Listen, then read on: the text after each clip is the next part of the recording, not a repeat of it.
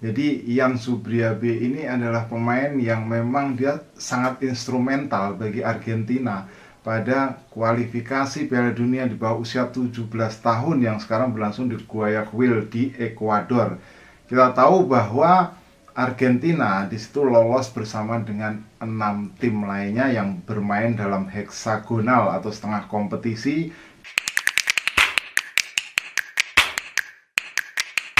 Salam pemirsa, kali ini kita akan membahas tentang tim nasional Argentina di bawah usia 17 tahun. Dan yang menarik di sini adalah bukan tentang Claudio Echeverri, bukan tentang Agustin Roberto, tetapi ada satu lagi pemain asal River Plate yang kali ini kembali menjadi bahan perbincangan. Dia adalah Ian Subriabe. Jadi ini pemain satu dari 4 pemain River Plate yang dipanggil oleh pelatih Diego Placente ke timnas usia di bawah 17 tahun Argentina. Keempat pemain itu adalah pertama Agustin Roberto, Claudio Echeverri, kemudian Ulises Jimenez, dan satu lagi adalah Ian Subriabe. Nah, yang menarik dari Ian Subriabe ini adalah dia berposisi sebagai penyerang.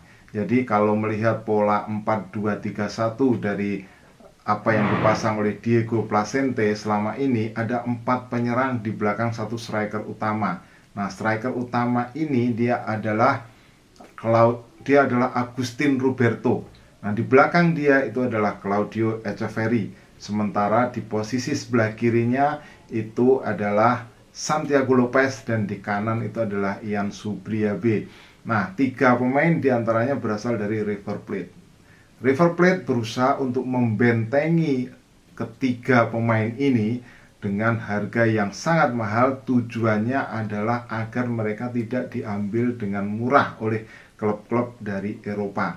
Jadi kalau kita tahu misalnya Claudio Echeverri sudah dibentengi dengan harga 50 juta euro, maka Ian Subriabe ini akan dibentengi dengan harga atau bandrol 25 juta euro. Jadi dari 3 pemain ini atau 4 pemain River Plate ini, Agustin Roberto, Claudio Echeverri, Ulises Jimenez, dan Ian Subriabe ini, hanya Ian Subriabe yang belum menandatangani kontrak profesional. Jadi pada saat dia nanti menandatangani kontrak profesional, maka dia akan diberi klausul pelepasan senilai 25 juta euro. Nah, sekarang menarik kita bahas tentang siapa sebenarnya Ian Subriabe ini. Jadi Ian Subriabe ini adalah pemain yang memang dia sangat instrumental bagi Argentina pada kualifikasi Piala Dunia di bawah usia 17 tahun yang sekarang berlangsung di Guayaquil di Ekuador. Kita tahu bahwa Argentina di situ lolos bersama dengan 6 tim lainnya yang bermain dalam heksagonal atau setengah kompetisi. Di antara mereka 6 tim ini saling bertemu sehingga nanti 4 tertinggi dia akan lolos ke Piala Dunia U17 yang tadinya berlangsung di Peru tapi kemudian sampai sekarang belum diketahui di mana akan dilangsungkan. Nah, Ian Subriabe ini di penyisian dia tampil 158 menit. Yang pertama saat bertemu dengan Venezuela 46 menit, tampil separuh babak. Lawan Peru tampil 90 menit full, kemudian lawan Paraguay yang berakhir 2-1, imbang 1-1, dia bermain sepanjang 22 menit. Nah, Ian Subriabe ini sangat mengidolakan Julian Alvarez. Posisinya juga hampir mirip dengan Julian Alvarez sebagai second striker ya, atau mungkin penopang dari striker utama. Di sini striker utamanya adalah Agustin Roberto, rekan satu timnya.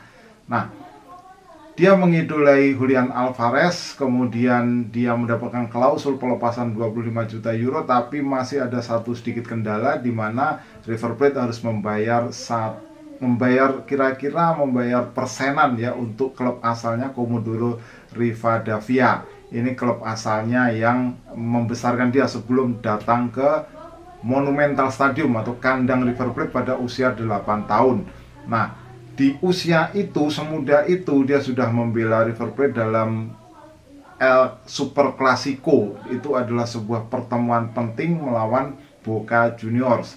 Sama-sama dari Buenos Aires, Jadi River Plate dan Boca Juniors ini bersaing ya, keduanya adalah tim besar di Argentina selain Racing dan juga selain Independiente dan San Lorenzo yang disebut sebagai Big Five di Argentina. Nah, kemudian dia dipanggil juga pada saat kemudian terus berkembang karirnya. Dia dipanggil oleh tim nasional Chile di bawah usia 17 tahun. Kenapa? Karena memang dia memiliki keturunan atau memiliki darah Chile dan memiliki paspor Chile. Jadi dia bisa memperkuat Argentina di bawah usia 17 tahun atau memperkuat Chile di bawah usia 17 tahun. Sempat menjalani pertandingan uji coba bersama Chile di bawah usia 17 tahun. Kemudian dia memilih untuk tampil bersama Argentina di bawah usia 17 tahun. Kenapa dia memilih Argentina? Karena menurut dia River Plate sebagai klub yang membesarkan namanya, sehingga dia layak atau berkeinginan untuk membela Argentina. Nah, kita tahu pada heksagonal atau setengah kompetisi yang diikuti oleh 6 tim ini, pada pertandingan dini hari tadi Argentina berhasil menang ya, mengalahkan lawannya yaitu Venezuela 2-1. Nah, Venezuela ini adalah tim yang sudah 2 kali bertemu dengan Argentina. Di putaran penyisihan mereka Argentina menang 4-2, kemudian di putaran berikutnya menang 2-1. Kali ini 2 golnya dibuat oleh Santiago Lopez.